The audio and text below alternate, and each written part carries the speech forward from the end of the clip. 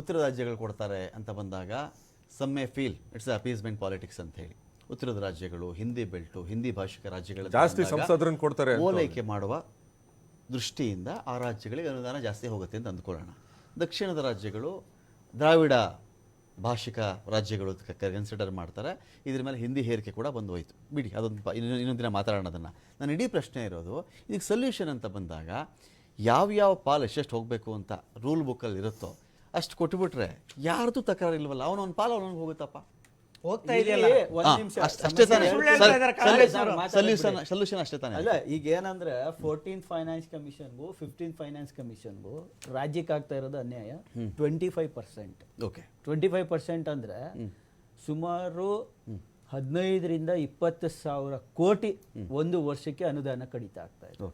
ಅದನ್ನ ನಾವು ಕನ್ಸಿಡರೇಷನ್ಗೆ ತಗೊಂಡಾಗ ರಾಜ್ಯದಲ್ಲಿ ನಾವು ಡೆವಲಪ್ಮೆಂಟ್ ಹೆಂಗ್ ಮಾಡೋಕ್ಕಾಗತ್ತೆ, ಇದು ಮುಖ್ಯವಾದದ್ದು. ಮತ್ತೆ ಹೊರಗ್ಲವರು ಇಲ್ಲಿ ಬಂದು ಕೆಲಸ ಮಾಡ್ತಾರೆ, ಅವರೆಲ್ಲ ಇಲ್ಲೇ ವೋಟರ್ ಐ ಡಿ ಇಟ್ಕೊಂಡಿರಲ್ಲ. ಅವ್ರ ಡೆನ್ಸಿಟಿ ಆಫ್ ಪಾಪ್ಯುಲೇಷನ್ ಜಾಸ್ತಿ ಆಗ್ತಾ ಇದೆ. ಡೆನ್ಸಿಟಿ ಪಾಪ್ಯುಲೇಷನ್ ಜಾಸ್ತಿ ಆಯ್ತು ಅಂದ್ರೆ ರೋಡು, ಇನ್ಫ್ರಾಸ್ಟ್ರಕ್ಚರು, ಫ್ಲೈಓವರ್ಸು ಪ್ರತಿಯೊಂದು ಜಾಸ್ತಿ ಮಾಡಲೇಬೇಕು. ಅದೆಲ್ಲ ಅವ್ರದ್ದೆಲ್ಲ ವೋಟರ್ ಐ ಡಿ ಇಲ್ಲಿದೆ ಅಂತ ನಾವು ಹೇಳಕ್ಕಾಗಲ್ಲ. ಅಂದ್ರೆ ಜನಸಂಖ್ಯೆ ಜಾಸ್ತಿ ಇದೆ, ನಮ್ಗೆ ಪ್ರೆಷರ್ ಜಾಸ್ತಿ ಇದೆ. ಅದಕ್ಕೆ ಇನ್ಫ್ರಾಸ್ಟ್ರಕ್ಚರ್ ಪ್ರೊವೈಡ್ ಮಾಡಲಿಲ್ಲ ಅಂದ್ರೆ ನಾವು ಹೇಗೆ ವ್ಯವಸ್ಥೆನ ನಿರ್ಮಾಣ ಮಾಡ್ಕೊಳಕ್ಕಾಗತ್ತೆ? ಅವಾಗ ನಾವು ರಾಜ್ಯದ ಪಾಲಿಸಿಗಳು ತರಬೇಕಾಗತ್ತೆ. ಬೇರೆ ರಾಜ್ಯದವ್ರು ಬರಬಾರ್ದು ಇಲ್ಲಿ ಕೆಲಸ ಮಾಡಕ್ಕೆ ಅನ್ನೋ ತರ. ಅಂದ್ರೆ ಅಲ್ಲ ಮಾಡಕ್ ಬರಲ್ಲ. ಅಂದ್ರೆ ಇವರು ಅಷ್ಟು ನಮ್ಮ ಮೇಲೆ ಸ್ಟ್ರೆಸ್ ಬೀಳ್ತಾ ಇದೆ. 25% ಫೈನಾನ್ಸ್ ಕಡಿಮೆ ಆಗುತ್ತೆ. ನಮಗೆ ಮೂಲಭೂತ ಬರೋ ಅಂತ ಅನುದಾನಗಳು ಶಿಕ್ಷಣಕ್ಕಾಗ್ಬೋದು, ಆರೋಗ್ಯಕ್ಕಾಗ್ಬೋದು, ಇನ್ನೊಂದಕ್ಕಾಗ್ಬೋದು, ಅನುದಾನಗಳನ್ನೆಲ್ಲ ಕಡಿತಗೊಳಿಸ್ತಾ ಇದ್ದಾರೆ. ನಾವು ಉತ್ತರ ರಾಜ್ಯಗಳು ಕೊಡ್ತಾ ಇರೋದನ್ನ ನಾವು ಕೇಳ್ತಾ ಇಲ್ಲ.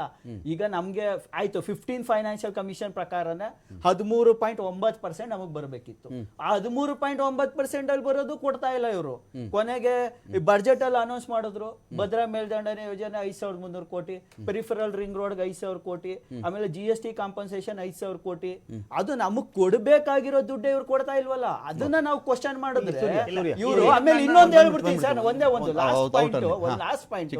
ನಮ್ದು ದುರದೃಷ್ಟಕರ ಸಂಗತಿ ಅಂದ್ರೆ ನಮ್ಮ ರಾಜ್ಯದಿಂದ ಇಷ್ಟು ಜನ MP ಗಳನ್ನ ಆರಿಸಿದೀವಲ್ಲ, ಅದು ಪ್ರಧಾನ ಮಂತ್ರಿ ಪಕ್ಕದಲ್ಲೇ ಇರ್ತಾರೆ ಜೋಶಿ, ಇವರೆಲ್ಲ ಇದ್ಕೊಂಡು ಕೂಡ ರಾಜ್ಯಕ್ಕೆ. ಆಮೇಲೆ ನಿರ್ಮಲಾ ಸೀತಾರಾಮನ್ ಅವರು ಇಲ್ಲಿಂದ ಫೈನಾನ್ಸಿಯಲ್ ಆದ್ರೆ ಅವ್ರು ಉಂಡು ಮನೆಗೆ 2 ಬಗಿತಾರಲ್ಲ, ದೇವ್ರ ಮೆಚ್ತಾನ. ಸೂರ್ಯ ಇದೆಲ್ಲವೂ ಕೂಡ ಈಗ ದಿನೇಶ್ ಇಷ್ಟೊಂದು ವಿಚಾರ ಪ್ರಸ್ತಾಪ ಮಾಡಿದ್ರಲ್ಲ, ಇವೆಲ್ಲವೂ ಕೂಡ HAL ಜೊತೆ, ಇದೇನೋ ಜಲಜೀವನ್ ಮಿಷನ್ ಜೊತೆ, IIT